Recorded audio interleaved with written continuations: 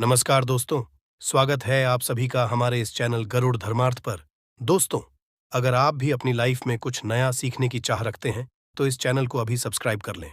दोस्तों, 1 मई 2024 वैशाख बुधवार के दिन करें। ये सरल सा उपाय भगवान श्री गणेश के आशीर्वाद से आपके जीवन से दुख, दृढ़ता और गरीबी खत्म हो जाएगी और इतना धन आएगा कि 7 पीढ़ी भी करेंगी।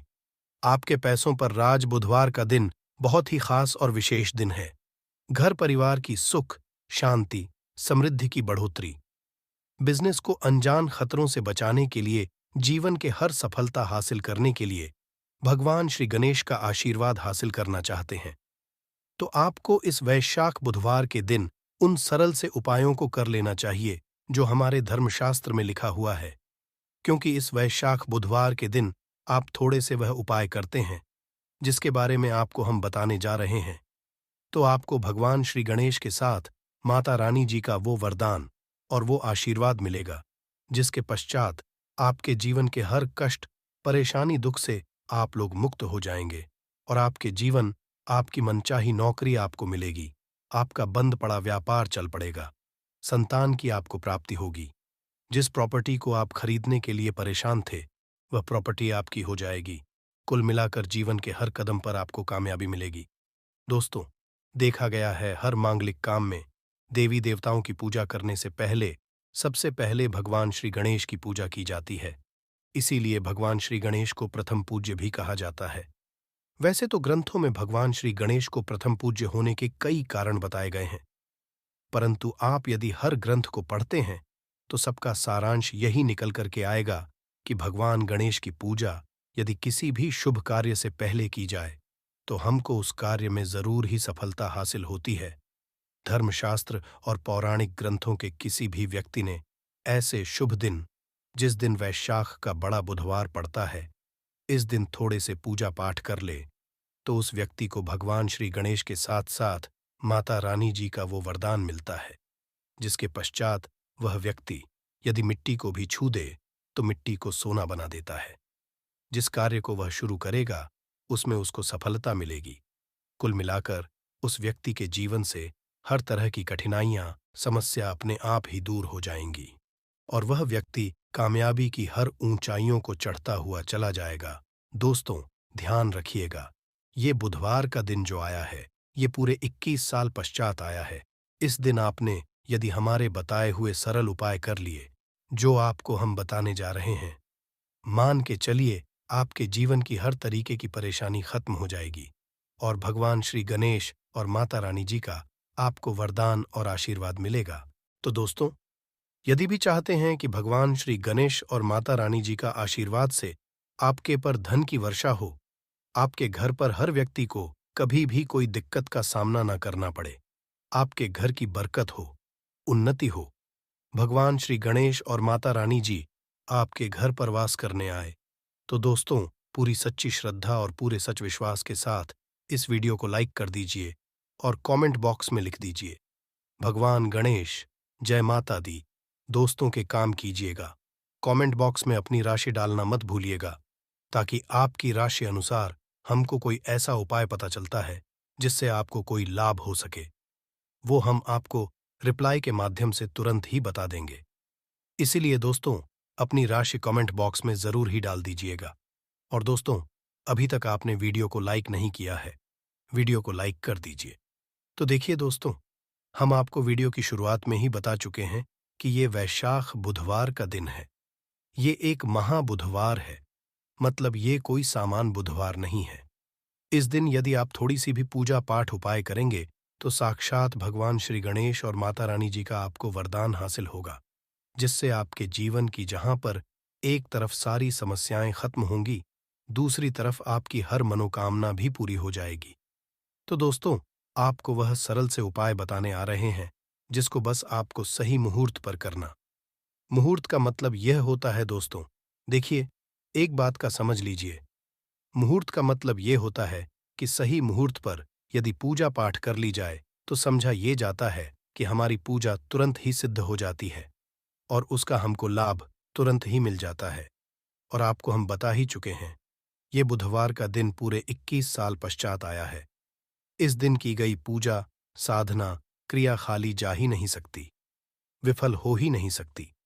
तो दोस्तों, आप अपने ही नहीं, अपने पूरे परिवार का भला चाहते हैं, तो इन उपायों को ही कर लीजिएगा, ताकि इन उपायों को करके आप अपने ही नहीं, अपने पूरे परिवार का भला कर सकें, आपके घर की बरकत हो सके, उन्नति हो सके, आपके घर से हर तरह की परेशानी दूर चली जाए।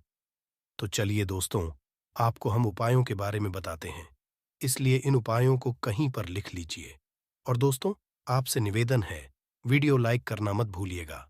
तो सबसे पहला उपाय है जीवन से दरिद्रता को नष्ट करने का। महाउपाय दोस्तों, मान लीजिए किसी कारणवश आपके पीछे आपकी दरिद्रता पड़ी हुई है, आपके ऊपर कोई दोष लगा हुआ है, जिसकी वजह से आप कामयाब नहीं हो पा रहे हैं। आप मेहनत करते हैं, परिश्रम करते हैं, परंतु आपको उसका फल नहीं मिल पा रहा है। तो आपको क्या करना चाहिए? बहुत सरल सा उपाय बताया गया है हमारे हिंदू धर्म, जो महाबुधवार के दिन आपको जरूर ही करना चाहिए भगवान श्री गणेश का आशीर्वाद हासिल करने के लिए। तो देखिए दोस्तों, गाय को हिंदू में देवतुल्य समझा गया है, हिंदुओं में गाय की पूजा की। यदि ऐसे में आप 24 अप्रैल 2024 बड़े बुधवार के दिन किसी भी गाय को हरी घास खिला दें, तो मान के चलिए आपके जीवन में चल रही दरिद्रता का जो प्रकोप होगा वो धीरे धीरे नाम मात्र हो जाएगा। यहां पर आपको भगवान गणेश के साथ माता लक्ष्मी जी का और आशीर्वाद मिलेगा। मान के चलिए दोस्तों, आपकी जो दरिद्रता है वो आपसे दूर चली आएगी। और समझा ये जाता है, केवल हरी घास यदि महाबुधवार के दिन खिला दिया जाए तो इससे आपकी दरिद्रता सौभाग्य में जाती है। दूसरा उपाय है दोस्तों, बुध ग्रह की मजबूती का उपाय। बुध ग्रह जिस भी व्यक्ति का मजबूत होता है, मान के चलिए दोस्तों, वह व्यक्ति किसी भी कार्य को शुरू करेगा, उस कार्य में उस व्यक्ति को सफल होने से कोई भी नहीं रोक सकता। तो यदि आप चाहते हैं कि आपका बुध ग्रह मजबूत हो जाए, तो एक महा उपाय हम आपको बताने वाले हैं। अरे जो बहुत सरल सा उपाय है और उसको आप करते हैं, तो मान के चलिए जरूर ही आपका बुध ग्रह मजबूत हो जाएगा। आपके पूजा घर पर यदि भगवान श्री गणेश की मूर्ति है तो अच्छी बात है, मूर्ति नहीं है तो एक काम कीजिएगा, सफेद रंग की मूर्ति भगवान श्री गणेश की जरूर ही ले आइए। अब आपको करना यह है दोस्तों, गणेश की मूर्ति लाने के पश्चात आपको उनको सिंदूर से तिलक लगाना है और वही तिलक आपको धारण कर लेना है। यही प्रक्रिया आपको प्रत्येक बुधवार को नहाने धोने के पश्चात करनी होगी। यदि प्रत्येक बुधवार को आप ये क्रिया करते हैं तो मान के चलिए जरूर ही आपका मजबूत हो जाएगा। आप अपने कार्य संबंधित जो भी निर्णय लेंगे, ये यहां पर साक्षात भगवान गणेश का आपको आशीर्वाद मिलेगा और आप कार्यों में सफल होते चले जाएंगे। तीसरा उपाय एक ऐसा उपाय है दोस्तों, जिसको यदि आप करते हैं तो मान के चलिए आपके जीवन में हासिल ही बहुत आसान हो जाएगी और धन आने के सारे रास्ते खुल जाएंगे। मान लीजिए दोस्तों, पहले आपके पास धन आ रहा था, फिर धन आते आते बंद हो गया। तो इसका कारण क्या हो सकता है? इसके कई कारण हो सकते हैं कि जरूर आपने ऐसी कोई गलती कर दी है जिसकी वजह से भगवान गणेश का आपको नहीं मिल पा रहा है। माता लक्ष्मी जी आपसे रुष्ट हो गई। तो आपको क्या करना चाहिए? बहुत आसान सा उपाय है। आपके पूजा घर पर आपको 21 चढ़ानी होगी। भगवान को ध्यान रखिएगा दोस्तों, 21 चढ़ाने के पश्चात एक बार गणेश चालीसा का पाठ जरूर ही कर लीजिएगा। इस महाबुधवार को ऐसा करने भर से आपको भगवान श्री गणेश के साथ माता लक्ष्मी जी का वरदान मिलेगा, आशीर्वाद मिलेगा और जो आपके साथ दिक्कतें हैं धन संबंधित वह खत्म हो जाएंगी। कुल मिलाकर आपके जीवन में धन आने के सारे रास्ते खुल जाएंगे। चौथा उपाय है दोस्तों, बंद पड़े व्यापार को चलाने का उपाय। मान लीजिए पहले आपका चल रहा था, फिर आपका व्यापार एकदम ठप पड़ गया। अब आप इस चीज से बहुत परेशान हैं। तो दोस्तों, आपको बस वही करना है जो आपको हम बताने वाले हैं। यहां पर आपको साक्षात भगवान श्री गणेश और माता रानी जी का वरदान मिलेगा। एक लोटा आप लोगों को ध्यान रखना है दोस्तों, मूंग की दाल लेनी है और मूंग की दाल जो होनी चाहिए वो हरी होनी चाहिए। एक लोटा मूंग की दाल लेकर कि शाम से पहले आपको किसी भी मंदिर जाना है। रानी जी के माता रानी जी के मंदिर के बाहर जो भी भिखारी बैठे हों, उस मूंग की दाल को उनको दान कर देना है। ध्यान रखिएगा, दान दाएं हाथ से करना होगा आपको। यदि आपने इतना भर कर दिया तो आपके जो भी बाधाएं व दिक्कतें हैं जिसकी वजह से आपका व्यापार ठप पड़ा हुआ है, वह वापस से दौड़ पड़ेगा, चल पड़ेगा। चौथा उपाय बताने आ रहे हैं जो हम आपको, वह है नौकरी हासिल का महाउपाय। यदि आप नौकरी की तैयारी कर कर के थक चुके हैं परंतु की नौकरी नहीं लग रही है, आप अपने जीवन में इस चीज को लेकर बहुत परेशान हो गए हैं। आप ये देख रहे हैं आपसे कमजोर व्यक्ति की नौकरी लग गई, तो आपको क्या करना चाहिए? एक महा उपाय हम आपको बताने आ रहे हैं, ये कर लीजिए, जो केवल बुधवार के दिन यदि आप कर लेते हैं तो भगवान श्री गणेश और माता रानी जी का आपको आशीर्वाद मिलेगा और जरूर ही आपकी मनचाही नौकरी आपको मिल जाएगी। 3 नारियल खरीद के लाइए। ध्यान रखिए, जो ये नारियल लेकर के आ रहे हैं, ये जटा वाला नारियल होना चाहिए, भरा हुआ होना चाहिए, उसमें पानी पानी वाला नारियल होना चाहिए, सूखा नारियल नहीं होना चाहिए। 3 खरीद के लाइए।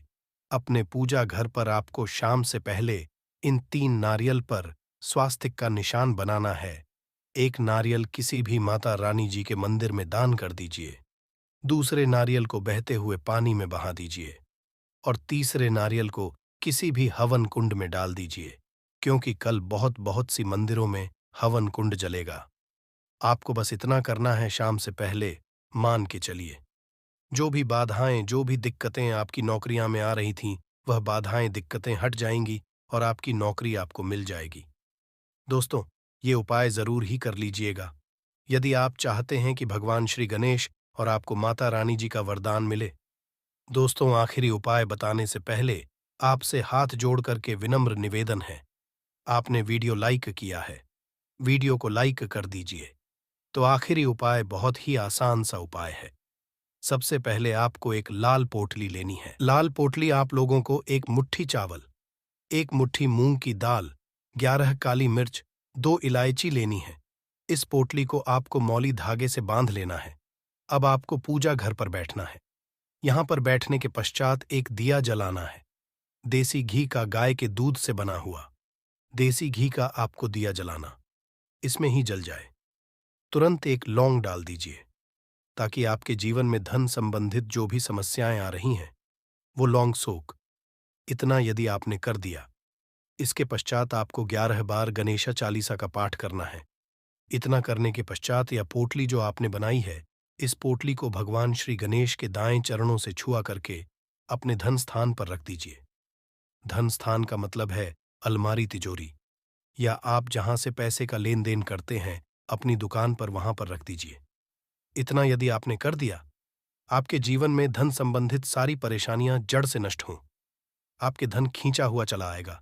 जो धन आएगा वो रुकेगा भी, टिकेगा भी और आप अपने जीवन में बहुत ही कामयाब होंगे। बस आपको मेरे बाबा पर, महादेव पर भरोसा रखना है। 1 लोटा शुद्ध जल बाबा पे चढ़ाते रहना है। बाबा आपकी कभी भी मार्ग में कोई रुकावट आने ही नहीं देंगे। अब बात करते हैं पहले वाले उपाय। देखिए, पहला वाला उपाय किन लोगों को करना है, ये चीज ध्यान से सुनिएगा। जितनी भी माताएं, बहनें सुन रही हैं, नापने के लिए। पहला, यदि आपके परिवार में कोई ऐसा व्यक्ति है जिसे बुद्धि, ज्ञान, विवेक की आवश्यकता है, बच्चा जो है आपका वो गलत रास्ते पर जा चुका है, आपकी बात नहीं मानता है, पढ़ाई लिखाई में ध्यान नहीं देता है ना, अपशब्द बोलता है, या कोई व्यक्ति आपके घर में ऐसा है जिसका मति मारी गई है, जिसे हम कहते हैं वो बुरा करता है, गलत रास्ते पर जा चुका है, बुद्धि नहीं है, ज्ञान नहीं है उनके लिए, आपको इस उपाय को कल बुधवार की प्रतिपदा के दिन जरूर करना है। 1 मई के दिन ध्यान से सुनिएगा। आपको कैसे करना होगा, इसके लिए आपको लेने होंगे हरे मूंग के दाने। कितने दाने लेने हैं? जैसा आपको बताया था, 31 हरे मूंग के दाने, खड़े दाने लेने हैं। एकदम टूटा हुआ दाना बिल्कुल भी नहीं लेना है। 31 गिन करके, और इसी के साथ में आपको चाहिए होगी ध्रुवा। ध्रुवा लेने का क्रम पूज्य गुरुजी ने बताया कि जो भी आप ध्रुवा लेंगे ना, वो लेंगे 7, किंतु इन 7 की 7 ध्रुवा में एक की समानता होनी चाहिए। 7 की 7 ध्रुवा या तो आप 3 गांठों वाली ले लें, या फिर 7 ध्रुवा 5 गांठों वाली ले लें, या फिर 7 ध्रुवा आप 7 गांठ वाली ले लें। अब गांठ कैसे जाती है वो भी मैं आपको बता देता हूं। देखिए, जैसे कि ये यहां से पत्ती निकल रही है, तो एक गांठ ये हो गई, है ना? ये यहां से पत्ती निकल रही है, एक गांठ ये हो गई। इस तरीके से आपको गांठें गिननी है। जो दूरवा आप लोगे, 7 दूरवा, उन सातों की सातों दूरवा में समान गांठें होनी ही चाहिए। ठीक है, 7 दूरवाएं ले ली, 31 हरे मूंग के दाने ले लिए। इस तरीके से आपको कागज का दोना लेना है, क्योंकि गुरुजी ने कटोरी बोला था। अब एक कटोरी तो हम लोग रख करके नहीं आ सकते, तो आप क्या करना है, एक कागज का जो ऐसे धोना होता है ना, इसी धोने के अंदर आपको 31 हरे मूंग के दाने रख देने हैं। और इन्हीं के ऊपर आपको क्या रख देनी है, अपनी कामना कह करके बच्चे का नाम और गोत्र बोल करके उन दूरवा को भी आपको इन्हीं के ऊपर रख देना है। रख दोगे।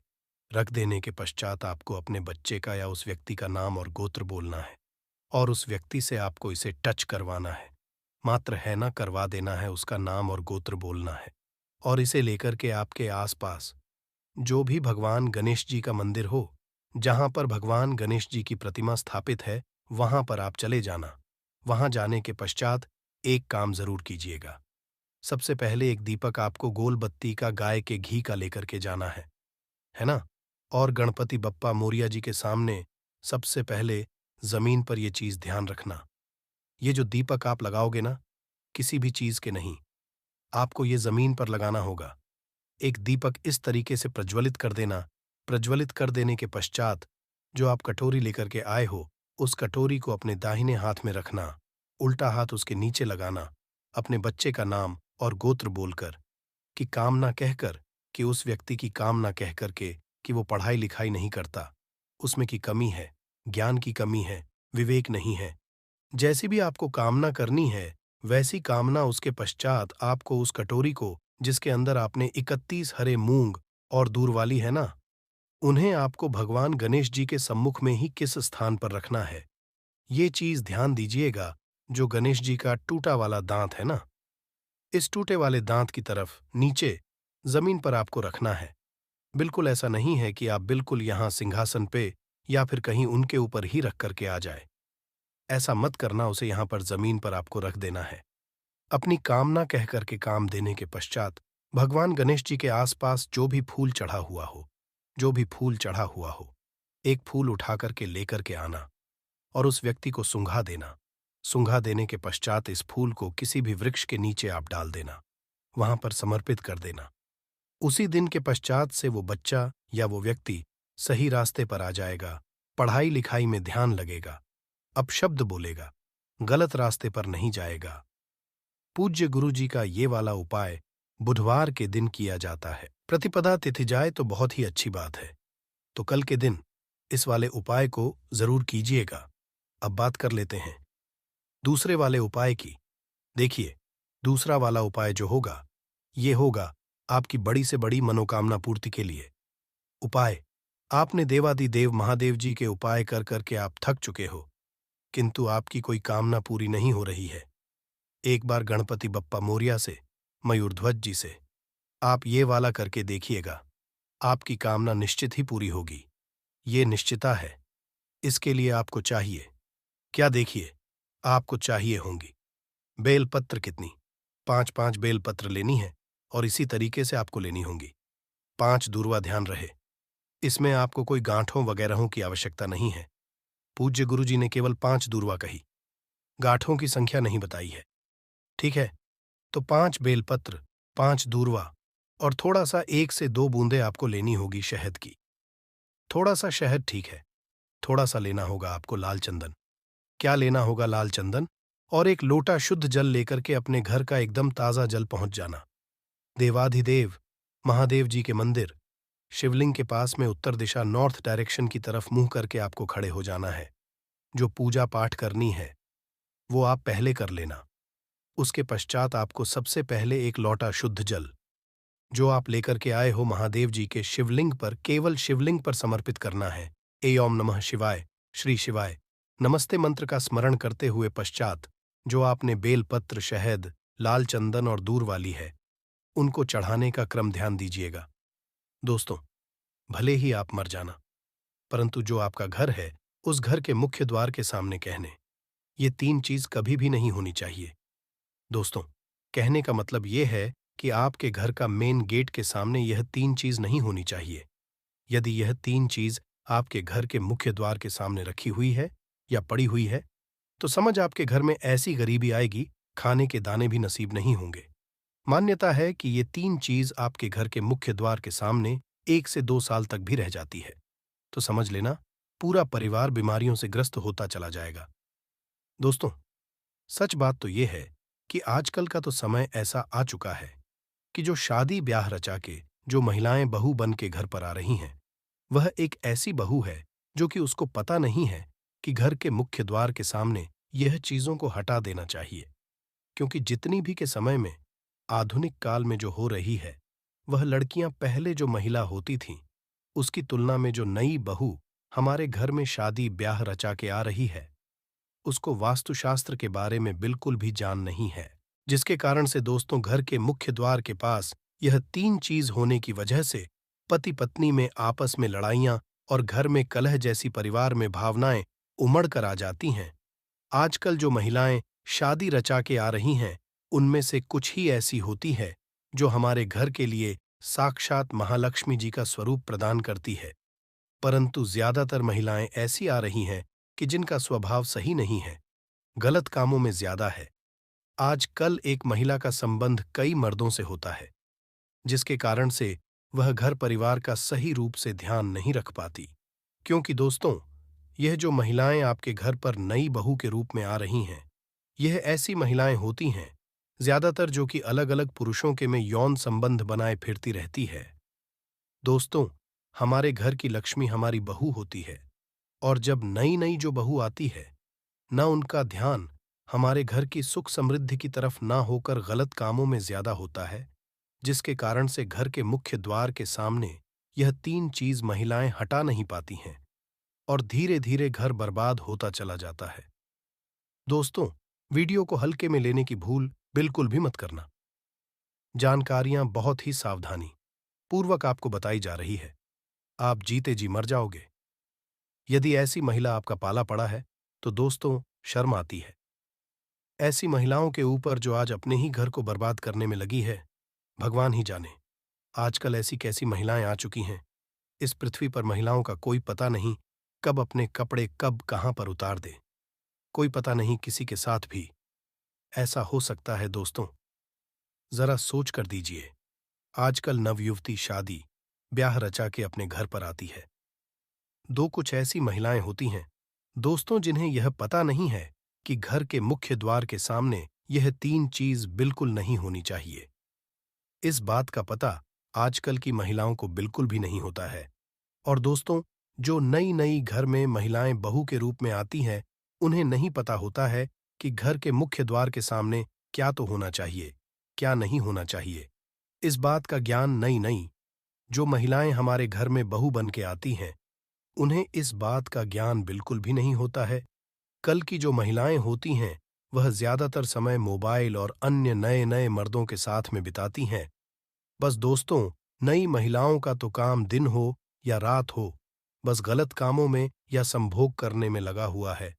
दोस्तों, जिस तरह से भगवान की पूजा करने का समय होता है, इस तरह से दोस्तों, पति और पत्नी का एक दूसरे के साथ संभोग करने का सही समय होता है। परंतु आधुनिक समय में कई महिलाएं और कई पुरुष संभोग करने का समय भी नहीं देखते हैं। जैसे दोस्तों, कोई महिला किचन में खाना बना रही होती है, तो पुरुष संभोग के लिए रसोई में ही टूट पड़ता है, जबकि ऐसा करना उचित नहीं है। और महिलाएं भी अपने पति को मना नहीं करती हैं। आधुनिक समय में पति पत्नी का किचन का बेडरूम बन जाता है, ये पता ही नहीं लगता। और जब घर बर्बाद होने लगते हैं, तब जाकर अक्ल ठिकाने आती हैं। दोस्तों, यदि आपके घर में ऐसी महिला है तो आपको मार देगी, आपको घुट घुट कर मरना पड़ेगा। यदि ऐसी महिला आपके साथ है, तो आज आधुनिक में ऐसा समय आ चुका है कि घर की महिलाएं जिस तरीके से अपने कपड़े बदलती है, ठीक उसी तरीके से अलग अलग मर्दों के साथ में समय बिताना लगी है। दोस्तों, आपको बताने का तो मन नहीं कर रहा, पर दोस्तों, सच तो यही है कि आजकल महिलाएं बहुत बदल चुकी हैं। आज दोस्तों, हम जो जानकारी आपको बताने जा रही है, हो सके तो अपने घर परिवार में सभी को ही पता होनी चाहिए। इसलिए दोस्तों, हम आपको जो जानकारी बता रहे हैं, कि घर मुख्य द्वार के सामने यह 3 बिल्कुल भी नहीं होनी चाहिए। दोस्तों, बोलो जय जय बजरंग बली की जय हो। बजरंग बली जी। जो भी भक्त इस वीडियो को देख रहा है, उसके घर में सुख समृद्धि आए, उसके घर में कोई भी परेशानी नहीं आए और पूरा परिवार सुख शांति से अपना जीवन यापन करे। दोस्तों, यदि तुम में से कोई जय जय बजरंग बली जी को मानता है, तो यदि सच में ही भक्त है, आप इस वीडियो को लाइक कर नीचे कमेंट एक बार जय जय बजरंग बली लिख देना। कि बजरंग बली जी, जो भी भक्त कमेंट बॉक्स में जय जय बजरंग बली लिखता है, तो उसके मन में जो भी मनोकामना है वह पूरी कर देना। दोस्तों, मनुष्य जीवन में वास्तुशास्त्र का बहुत अधिक महत्व है।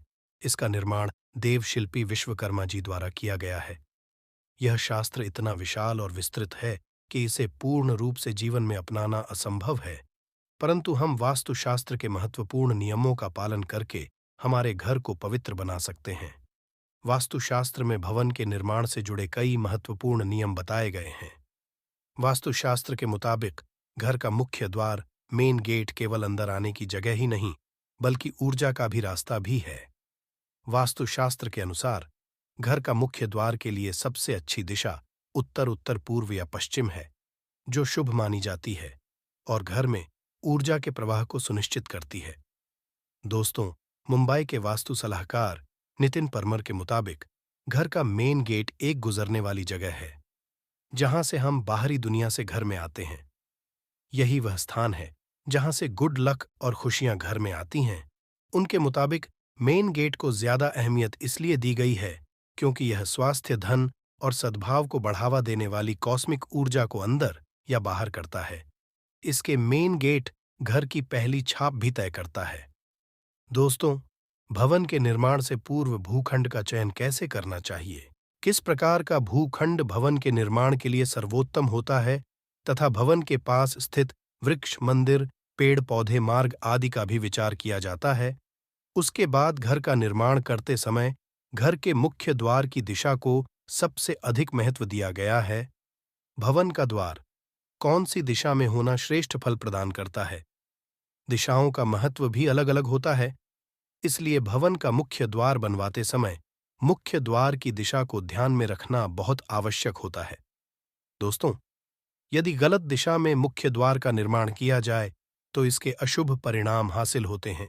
घर के अंदर वास्तु दोष उत्पन्न होते हैं और उस घर में निवास करने वाले लोगों को जीवन में कई परेशानियों का सामना भी करना पड़ता है। भव मुख्य द्वार के आकार का भी ध्यान रखना आवश्यक होता है। वास्तु के अनुसार भवन के मुख्य द्वार को लकड़ी से बनाना ही श्रेष्ठ बताया गया है। लकड़ी से बना मुख्य द्वार ही श्रेष्ठ फल प्रदान करता है। अन्य चीजों से लकड़ी का द्वार नहीं बनवाना चाहिए। हमारे शास्त्रों में ऐसे वृक्षों के बारे में बताया गया है, केवल उन वृक्षों की लकड़ी से ही मुख्य द्वार बनवाना चाहिए। अन्न की लकड़ी से बने प्रवेश द्वार शुभ परिणाम नहीं देते हैं। यदि इन शुभ वृक्षों की लकड़ी से प्रवेश द्वार बनवाया जाता है तो उस भवन निवास करने वाले लोगों को सदैव उन्नति मिलती है। उस घर में कभी दुख, दरिद्रता नहीं आती है। इन लकड़ी पों से निकलने वाली सकारात्मक ऊर्जा से घर का वातावरण पवित्र और सकारात्मक बनता है। ऐसे घर में मां लक्ष्मी का निवास होता है और देवी देवता भी प्रसन्न होकर ऐसे घर में प्रवेश करते हैं। घर का मुख्य द्वार बनवाते समय इस बात का विशेष ध्यान रखना चाहिए कि आप इन वृक्षों की लकड़ी का ही प्रयोग करें। तो चलिए जान लेते घर का मुख्य द्वार कैसा होना चाहिए जिससे घर में सुख शांति बनी रहे और धन संपत्ति का आगमन हो। दोस्तों, सबसे पहली बात, वास्तुशास्त्र में कहा गया है कि भवन का मुख्य द्वार अर्थात आपके घर का प्रवेश द्वार आपके घर के अन्य दरवाजों से आकार में बड़ा होना चाहिए। मुख्य कभी अन्य दरवाजों से छोटा नहीं होना चाहिए, ताकि घर के अंदर की और बाहर से आने वाली ऊर्जा का संतुलन बना रहे। यदि मुख्य द्वार आकार में छोटा होता है तो उस घर में सदैव क्लेश और लड़ाई झगड़े होते रहते हैं। दोस्तों, घर मुख्य द्वार का आकार घर के अन्य द्वारों जितना भी नहीं होना चाहिए। मुख्य द्वार सदैव ही बड़ा होना चाहिए, तभी इसका शुभ फल हासिल होता है। वास्तु में मुख्य द्वार से जुड़ी और एक महत्वपूर्ण बात बताई गई है कि मुख्य द्वार सदैव 2 पलों का होना चाहिए।